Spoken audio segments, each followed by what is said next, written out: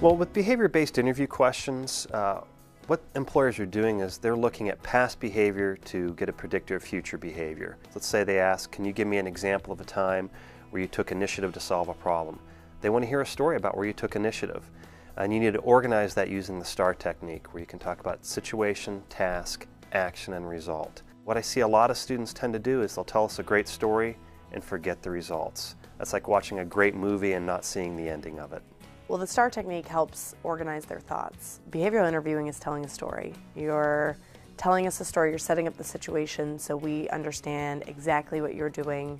You know, you set the frame, you set the picture for us in our minds. The task is, you know, what was the problem, what was the issue, set that piece up. And I want to know what you did, not my manager did this or we did this. I want to hear a lot of what did you specifically do? And the results, how did it end? It's like telling a joke and not giving the punchline if you don't add the results in there. When they get those behavioral questions, take it back to a specific example, explain what they did, set it up, give the details, and include a lot of names, dates, times, numbers, and places. The more details you can give, it really helps the employer understand the depth and breadth of what you accomplished. Oftentimes if a student is giving examples that say, we did this and we did that when they're talking about a committee, I will stop them and say, that's great that your committee did that, but what specifically did you do? And what I find oftentimes that they didn't do anything. You really want to kind of go through your resume, go through even go through the last couple of months of emails that you've had from student organizations, from your work, from different classes, and really get into the detailed, 1 or 2 or 3 detailed stories that you can tell, that you can actually know exactly what happened, exactly what the concept was, who was in the meeting, what the real problems were, what the detailed actions were, and not only what you did, but some of the options that you considered or that group considered before making the final decision, and then details in terms of what the result was.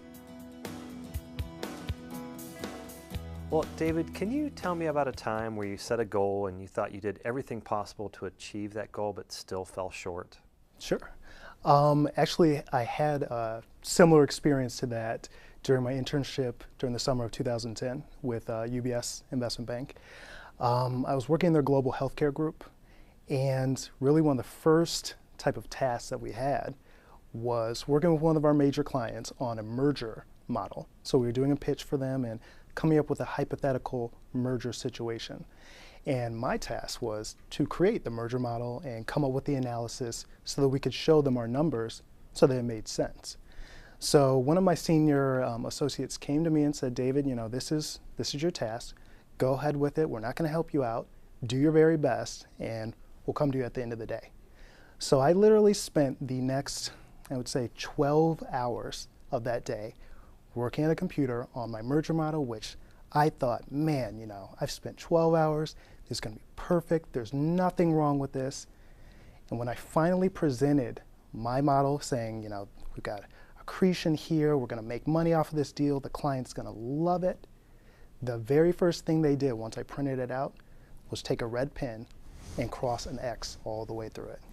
And they said, you did absolutely everything wrong that we were looking for. And although you spent 12 hours, we're now going to have to go and redo this. So me, you know, this is my first week as an intern, sitting there thinking, wow, I spent way more time than any full-time person would actually spend on this. And I did it all wrong. How is this possible? I'm not going to get a job at all. And now all my dreams of doing investment banking are ruined from this one engagement. And what I later realized was the fact that, you know, when you come in, and this is what they told me at the end of the summer once I finally received a full-time offer, when you come in, they understand you don't know everything. You know, you're not supposed to know every single thing about investment banking or your internship in general. When you come in, they want to see that you are putting forth the full effort, you're going above and beyond, and really trying to do your best in terms of what they show you and what they want you to do. So at the end, that same senior analyst who crossed an X directly through, which, you know, I will admit it was incorrect, my work, he later said, you know, David spent half of a day on this model. He didn't give up. He was determined. He was confident in his work and what he thought was right.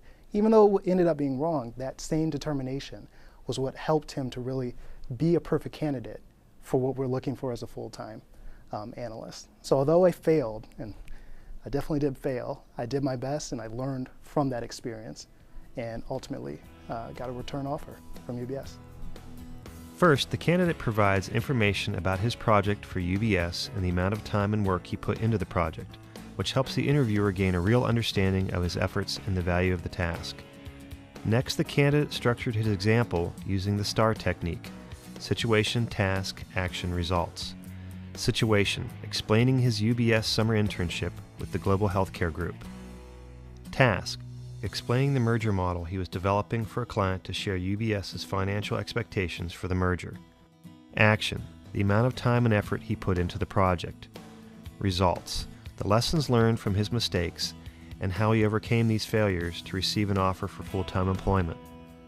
Third, the interview candidate's story was focused on a specific project and experience rather than a story about how he generally overcomes failure. Finally, the candidate's story was specifically about his experience and not a shared story about a team's accomplishments.